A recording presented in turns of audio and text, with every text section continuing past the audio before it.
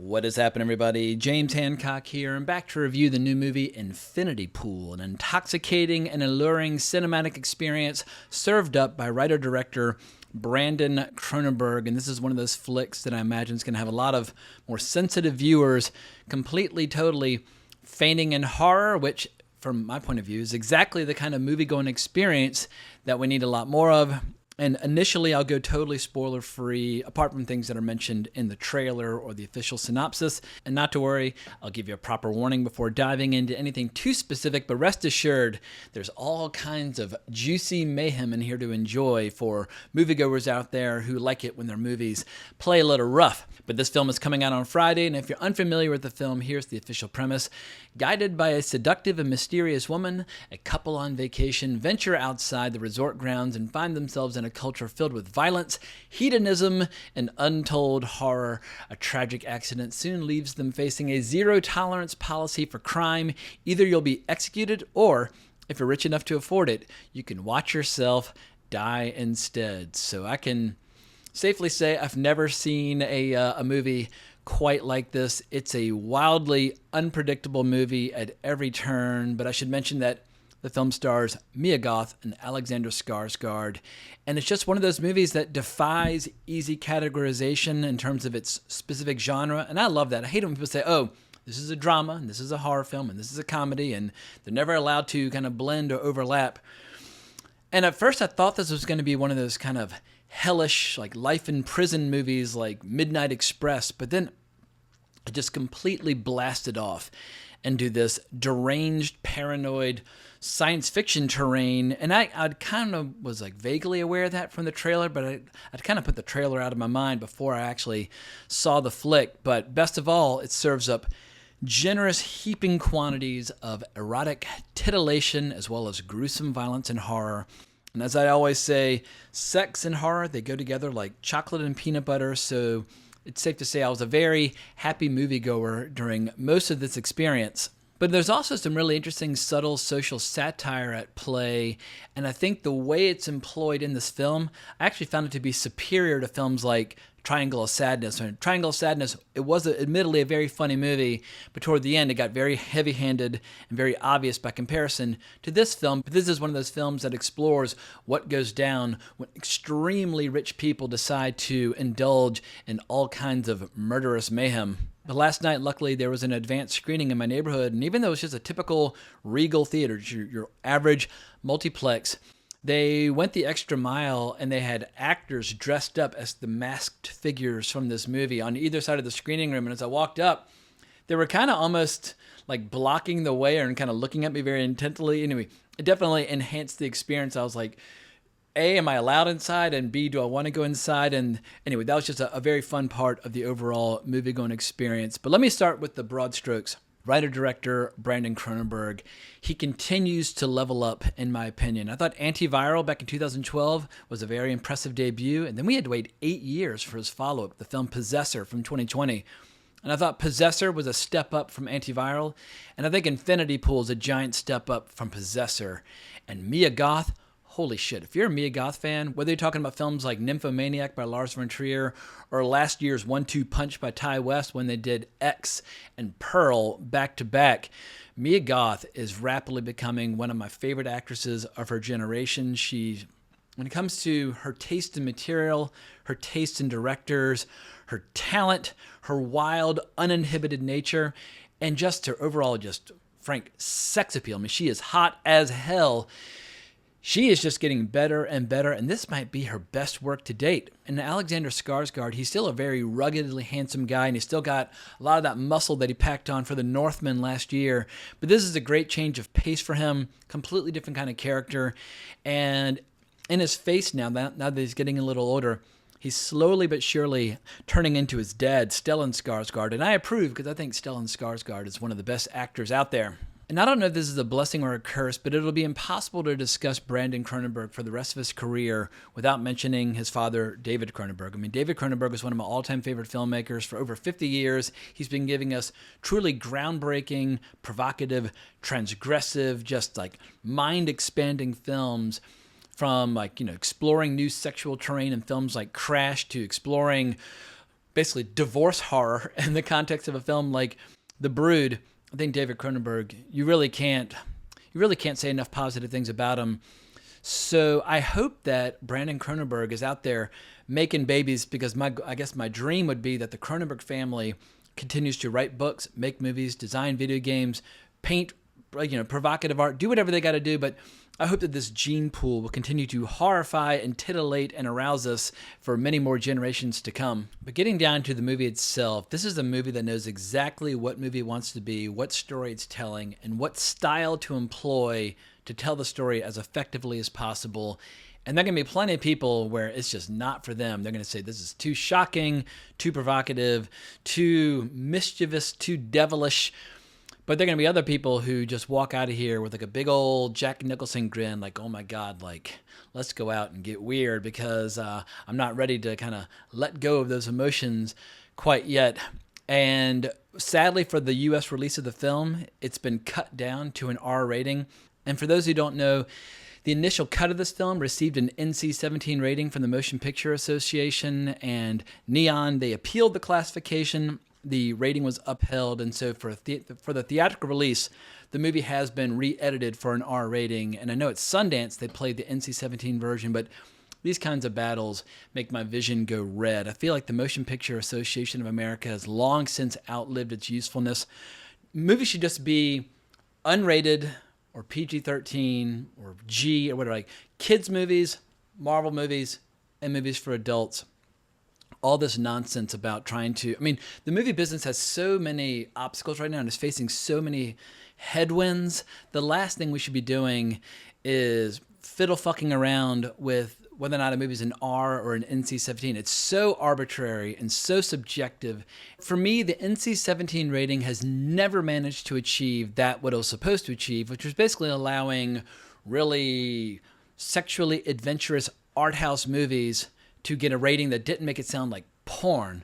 But as a result, NC-17 has always been the kiss of death, because some theaters won't play an NC-17 movie, and a lot of people won't go see an NC-17 movie. They're too afraid of being shocked and offended by a movie like Blonde or whatever the case might be. And I just feel like this whole rating system, it outlived its usefulness decades ago, and it needs to be revised or obliterated and done away with. But I don't want to turn this into a total rant about NC-17. But anyway, it drives me crazy that the version that I saw last night is not the complete cut, but I look forward to seeing the complete cut at the earliest available opportunity. But when it comes to those ingredients that the MPAA objects to, you got nudity, check. Violence, check. Drunken mayhem and hell-raising, check. Torture, check. Executions, check. Drug-fueled orgies with people wearing masks that are as horrifying as they are arousing, check. Basically, it's got all the vitamins, all the nutrition that a growing boy, even at age 46, still needs. And it's not an outright horror movie, but good God, like, there are some scenes that are disturbing as hell. There are scenes that are absolutely hysterical. I was just captivated more or less the entire movie. And this is one of those rare movies where the filmmakers allow the hedonistic behavior on the screen to be eerily compelling. Like, part of you will be like, oh my God, like, these people are behaving in a reprehensible fashion. However, holy shit, seems like a lot of fun, because in today's cultural climate, we get a lot of shows and movies where hedonism is displayed on the screen in a way where it falls into one of two categories. Sometimes it feels like nerds who are kind of cosplaying, where the filmmakers have never actually had a sip of alcohol, but they kind of in their imaginations think this is what hedonistic behavior would be like. Or you have this other trend, which I really despise, where the movie will have a lot of sex and nudity, but they make the sex scenes the antithesis of a turn on. They're designed to make you feel bad or guilty or ashamed or nauseous. Call me old fashioned, but I feel like every once in a while, movies should give you sex scenes that are intensely arousing and exciting and titillating. And this movie goes in that direction during this one pretty hallucinatory sequence where you can barely tell what's going on. But let's put it this way. When it comes to the sex appeal of Mia Goth, this movie unleashes the Kraken, and I was absolutely delighted. Mia Goth is one of those actresses who's absolutely fearless. She leans right into risk at a time where so many movies feel so corporate and safe and almost like they're wagging their finger at the audience in disapproval. This movie will almost kind of like seduce you into wanting to be abused and humiliated and manipulated by this incredibly complex character that Mia Goth plays. And this is one of those parts which I'm sure a lot of actresses are absolutely terrified to play, but what's great about this role is that it basically allows her to explore like every aspect of the emotional spectrum out there. It's an incredible role, and if you're a Mia Goth fan, you're going to be absolutely delighted. But she's not the only actor who's great in this. Actor Thomas Kretschmann, if I'm saying his name correctly, he's really good. My only criticism really for this movie is that the part of Cleopatra Coleman feels a little underwritten, or maybe it's just because she doesn't really get to indulge in the shooting sprees and the orgies and the boozing and just all the insanity that's on display in this flick. She kind of gets left out of it, and so it makes her seem like the wet blanket or the buzzkill in the equation. But best of all, Brandon Cronenberg with this movie is doing something that his father used to do with a lot of his movies, where he's showing us something in the field of science fiction and horror that we have never experienced before, never explored before. And I feel like so many science fiction films and horror films are derivative. Like, oh, this person loves John Carpenter's The Thing, or this person loves Tobe Hooper's Texas Chainsaw Massacre, and they wear their influences on their sleeve, and it makes the movies just feel very stale and predictable and boring. With this movie, you're going to have no idea what the fuck's happening. I mean, when was the last time you saw a movie where you go to an exotic resort in this kind of fictional country where you go outside of it and commit all sorts of horrible crimes, and as a punishment for your crimes, you get to bribe the officials into cloning you into somebody who has all your memories and personality, and then you watch yourself get executed? It's basically a way of gathering resources and money for this poor country, but over the course of time, people start to find it as big a thrill watching themselves being executed as it is committing the crimes that put them in this situation in the first place. And that's where the movie starts to explore, oh no. And that's where the movie really starts to find its stride, or that special gear where it's exploring terrain, where it's almost inventing a new form of vice. And the most traditional forms of vice out there are gambling or drugs and alcohol or sex. It's kind of like the holy trinity of bad, naughty behavior. But I've never heard about people enjoying watching clones of themselves who think they're the real version of themselves being executed, then having philosophical questions or existential questions about, do you think they executed the right one? Because the clones and the originals can't tell the difference.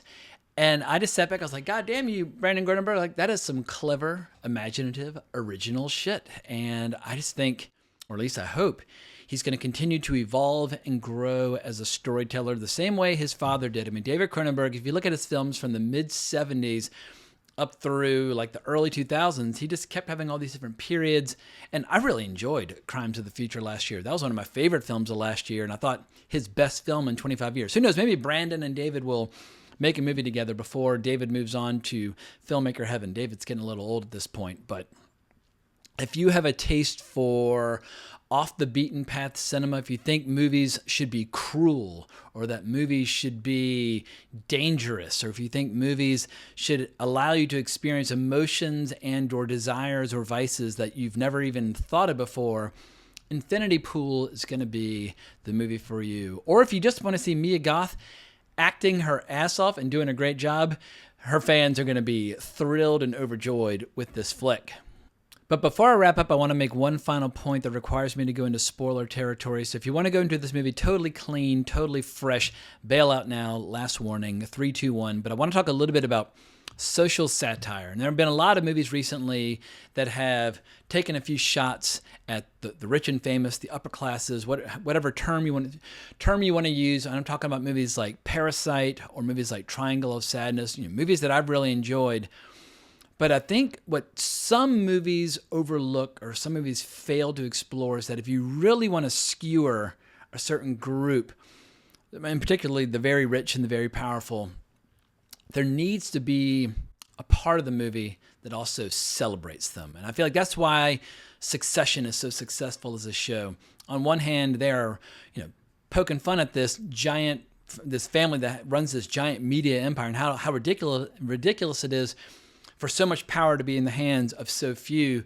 But on the other hand, as you're watching the show, you're like, I want to be one of that crew. And that's why I think that show is so intoxicating. I think this movie does that really well as well, where you've got these incredibly eccentric, rich, crazy fuckers lying around playing with guns, having orgies, taking drugs, just fucking with each other, torturing each other, like playing games with each other. But there's a part of the movie where like, oh my God, like just one night with this crew might be the most fun that you would ever have in your life. And then the movie does this brilliant thing towards the end where they pivot back to regular life. And we see that this is an annual occurrence where these maniacs every year come here and they all commit all these crimes and do all these horrible things and watch their doubles get executed and swap high fives and cheer during those moments. But we see them changing and kind of transforming back into their polite society like version of themselves where they're talking about errands they need to run or jobs they need to do or housework they need to do. And it was so eerie, but it was also so subtle. And I just felt like, goddamn, like this scene, I'll take this one scene over the entire film, Triangle of Sadness, where I felt like Triangle of Sadness in the last third was almost bordering on like Marxist propaganda at a certain point, and it just got so heavy-handed that it lost some of its effectiveness. And this movie has a scene which might end up being the most surprising and delightful and just kind of sinful scene, which you might see in a movie all year, where after a night of all kinds of hell-raising, breaking every kind of law, which involves gunplay and torture and just some of the most despicable behavior imaginable, they've all been arrested and they've all been told that basically this country is not your private playground and we're going to have to make a statement. We're going to have to really teach you a lesson with the punishment. And then you cut to a scene where they're all being dragged up to posts and they're all about to have their throats cut. And some of them are fighting back and some of them are screaming for mercy. And slowly but surely, they all get their throats cut. And it's horrific. And then I can't remember if it was a whip pan or just a reverse shot. But then you see all those same people cheering and applauding because we realize it's their doubles that have been executed, not them. It was a moment of clarity in the film. I was like, oh my God, like I get what this movie's doing now. And it was just absolutely transcendent. It was fucking awesome. But I think I've showered enough praise on this movie at this point. I probably am guilty of overselling it. But before I wrap up, I have to share some breaking news from Manscaped, the official sponsor of my podcast, Wrong Reel, because Manscaped, they now sell beard products. That's right. They're once again revolutionizing men's grooming with the brand new Beard Hedger Pro Kit. From a beard trim to a fresh shave, the technology behind the Beard Hedger Pro Kit allows you to shape your signature beard look. Now you can finally use Manscaped products to make your drapes match your carpet by going to manscaped.com and using the discount code WRONGREEL in all caps for 20% off and free shipping. So join the 7 million men worldwide who trust Manscaped and check out the Performance Package 4.0. Inside the Performance Package 4.0, you'll find the signature Lawnmower 4.0. The advanced skin-safe technology reduces cuts and nicks on your delicate parts. It also comes equipped with a 4000K LED spotlight that'll shine a light to your promised land. And of course, a grooming routine is not complete without applying Crop Preserver and Crop Reviver before showing off your 2023 self. These unique formulations take care of the smelliest part of your body and are a big boost to your confidence when you're getting buck-ass naked with your significant other. So to complete the set, Manscaped includes their Shed travel bag and anti-chafing boxer briefs as free gifts to keep all your goodies stored comfortably. So if you like this channel, if you like my podcast, please consider supporting my endeavors by making a purchase at Manscaped. But I hope you enjoyed this video. Hit that notification bell, hit the like, hit the subscribe. You know the drill. And hunt me down on Twitter at Geeking Out. But I can't thank you enough for watching the video. I would greatly appreciate it. But more importantly, as always, onwards and upwards.